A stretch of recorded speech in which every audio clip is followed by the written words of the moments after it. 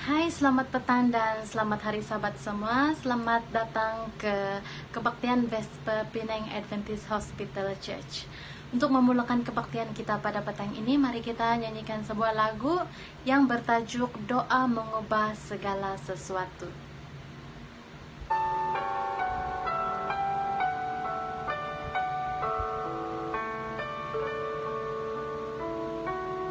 Saat keadaan sekelilingku ada di luar kemampuanku, ku berdiam diri mencarimu. Doa mengubah segala sesuatu.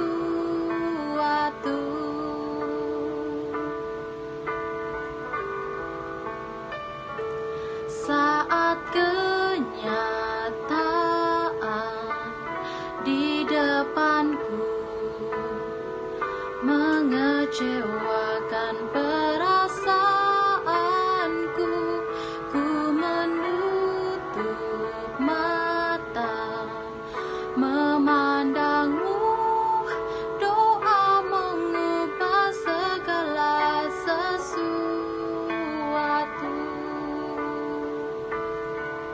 Doa orang benar bila didoakan dengan yakin besar kuasanya,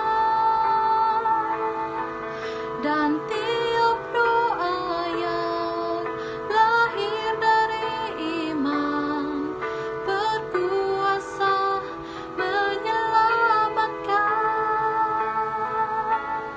Seperti mata air di tanganmu mengalir kemanapun kau mau, tiada yang mustahil di matamu. Doa mengubah segala sesuatu.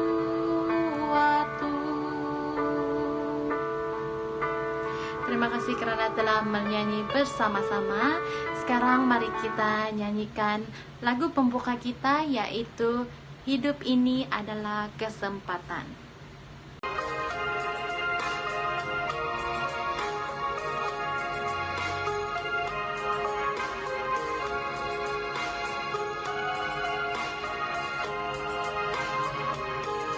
Hidup ini adalah kesempatan.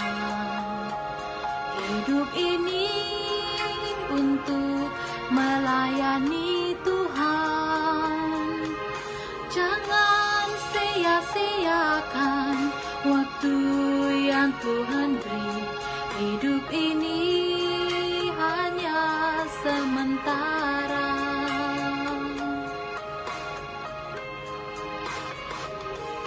Hidup ini adalah kesempatan. Hidup ini untuk melayani Tuhan. Jangan sia-siakan waktu yang Tuhan beri. Hidup ini harus jadi berkat.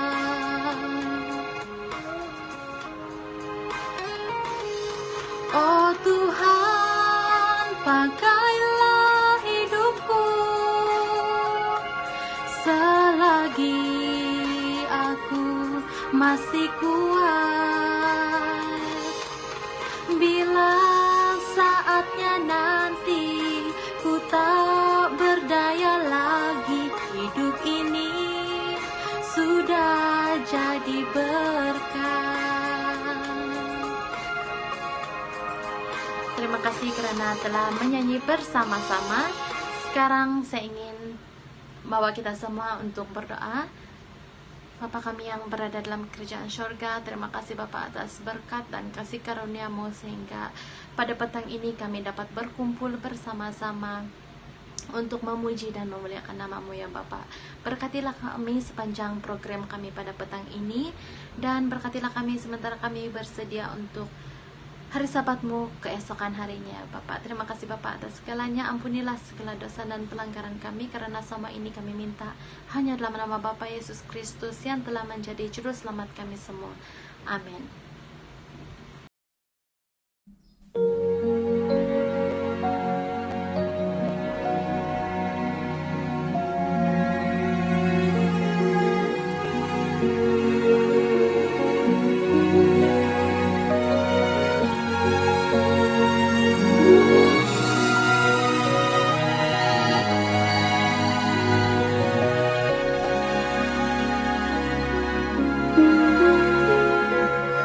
Someone is praying for you. Someone is praying for you. So when it seems you're all alone and your heart will break into, remember someone is praying for you.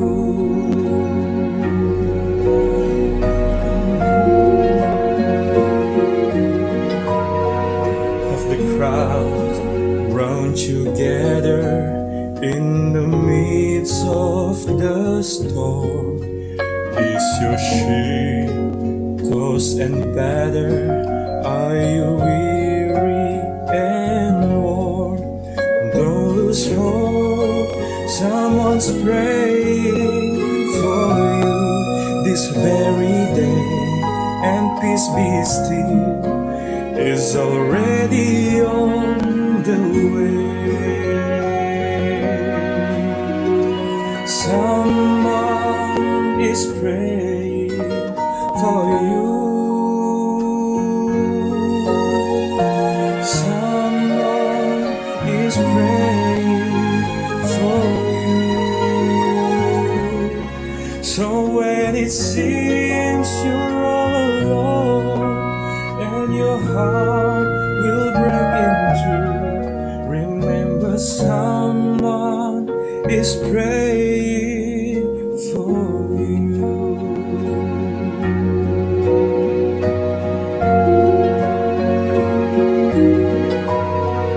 When it seems that you've prayed till your strength is all gone and your tears fall like raindrops all the day long, He cares and He knows just how much you can bear.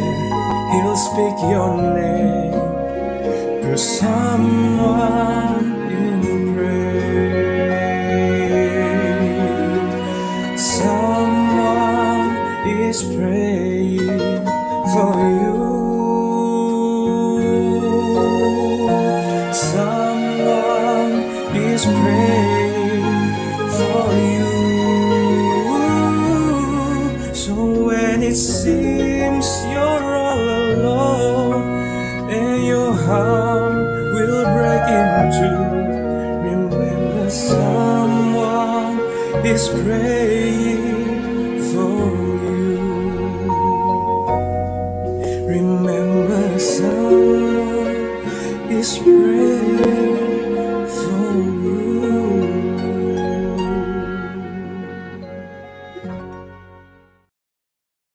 Sekarang masa dan tempat ini saya serahkan kepada pembicara kita pada petang ini.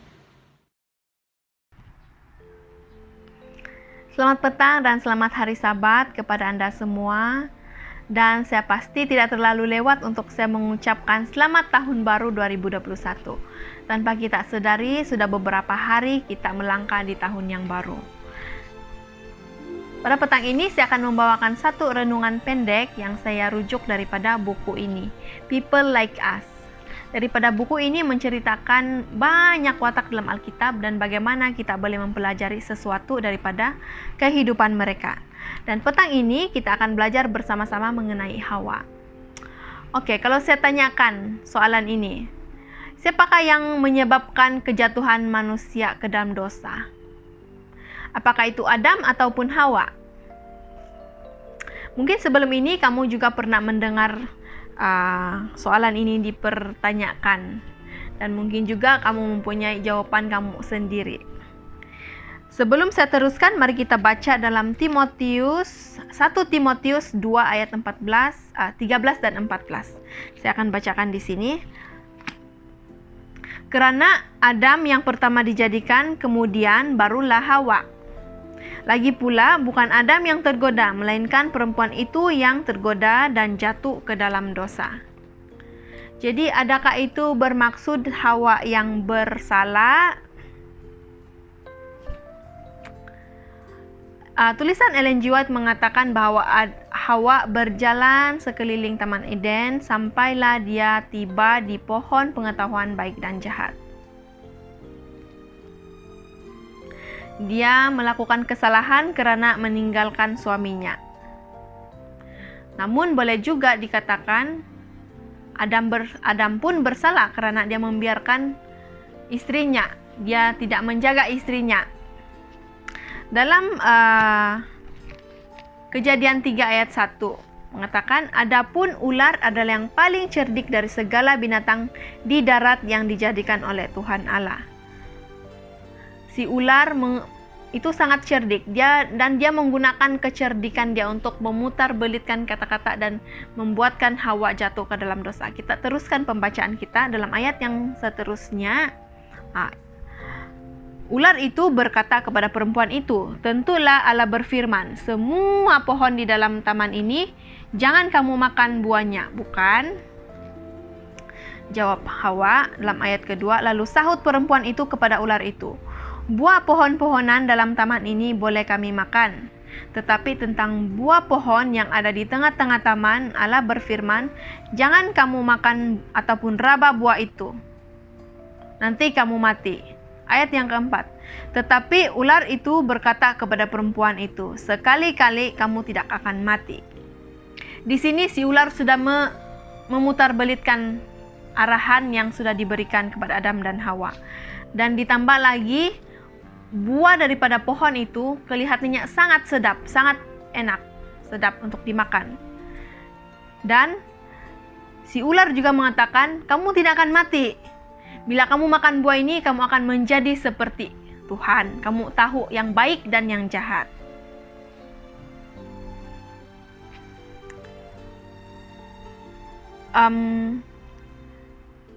Mungkin mudah untuk kita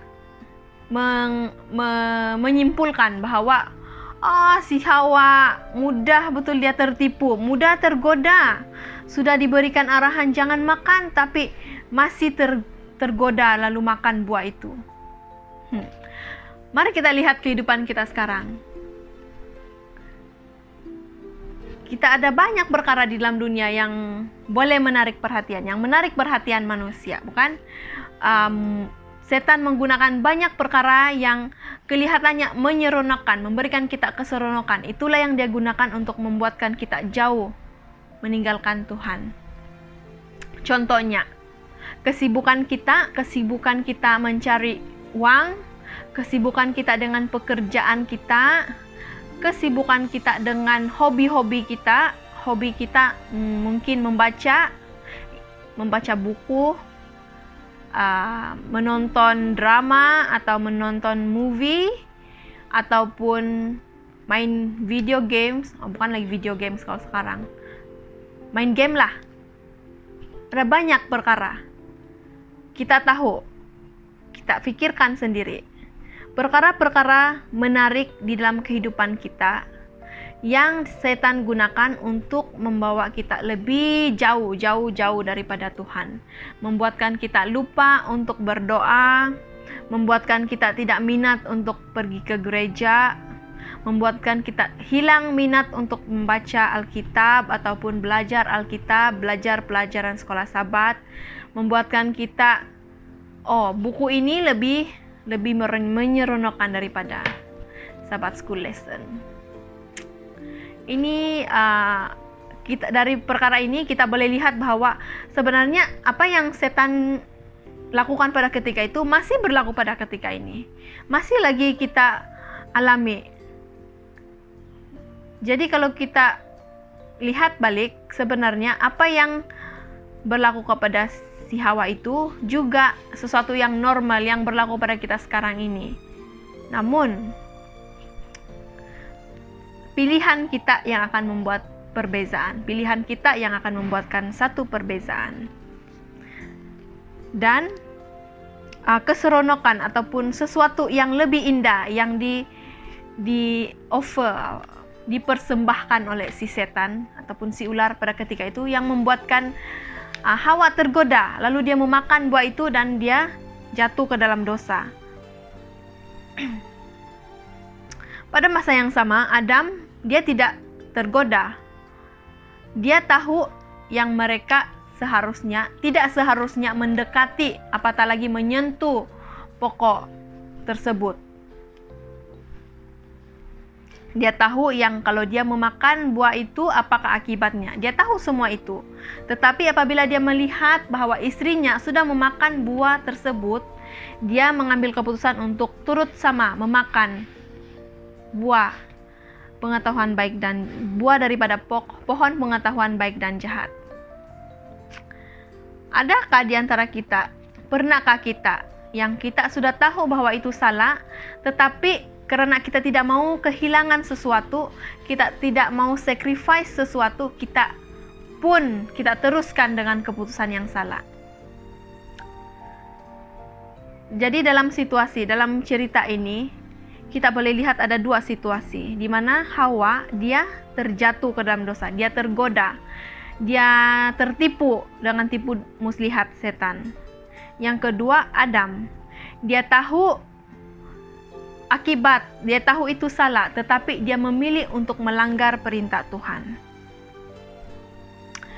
Saat ini yang paling penting, yang pentingnya bukannya untuk mengkonklud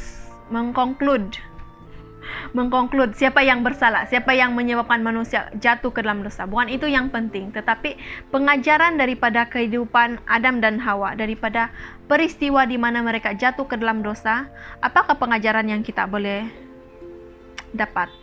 Kita boleh saja berada di mana di antara dua situasi ataupun situasi Adam dan Hawa. Kita mungkin saja tergoda.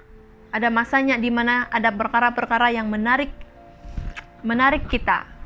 Ada juga masanya di mana kita memilih untuk membuat pilihan yang salah karena kita tidak mau kehilangan sesuatu. Jadi apa yang kita harus lakukan? Kita harus sentiasa berjaga-jaga. Kita tidak tahu bila masanya kita akan tertipu. Kita tidak tahu karena keinginan daging ini sangat kuat, sangat lemah ya. Banyak perkara di dunia yang boleh menarik minat kita, yang boleh membuatkan kita tertarik, dan setan menggunakan itu semua. Di dalam Matius 26 ayat 41 mengatakan, mari saya baca. Berjaga-jagalah dan berdoalah supaya kamu jangan jatuh ke dalam pencobaan. Roh memang penurut, tetapi daging lemah. Apa yang kita boleh lakukan? Kita harus sentiasa berjaga-jaga. Kita harus sadar bahwa setan itu sampai sekarang dia masih lagi licik untuk menjatuhkan kita. Supaya kita tidak jatuh ke dalam penggodaan setan, kita harus sentiasa berdoa dan berjaga-jaga. Yang bermaksud kita harus mempunyai masa yang kita luangkan untuk bersama-sama Tuhan. Sama ada dalam pembacaan Alkitab, sama ada dalam doa pagi, petang, dalam mempelajari sekolah Sabat, apapun yang membuatkan kita lebih dekat kepada Tuhan, itulah caranya untuk kita tidak jatuh ke dalam pencobaan setan. Terima kasih, dan saya rasa itu saja yang saya kongsikan pada petang ini, dan Tuhan memberkati kita semua. Terima kasih kepada pembicara kita sebentar tadi. Semoga apa yang dia sampaikan akan menjadi pedoman untuk kita semua. Mari kita sambut pelajaran yang disampaikan sebentar tadi dengan menyanyikan lagu penutup kita, yaitu Janjimu Seperti Fajar.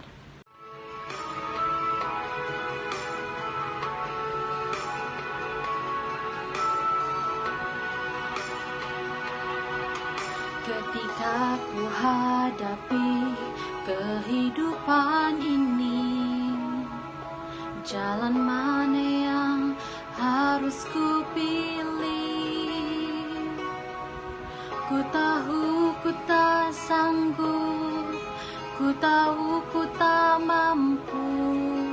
Hanya Kau Tuhan tempat jawabanku. Aku pun tahu ku tak pernah sendiri, sebab tangan Allah yang mengendongku. Tangan-Mu membelaiku, cinta-Mu memuaskanku. Kau mengangkatku ke tempat yang tinggi. Janji-Mu seperti fajar pagi hari, dan tiada pernah terlambat bersinar. Cinta-Mu seperti sungai yang mengalir, dan ku tahu betapa dalam kasih-Mu.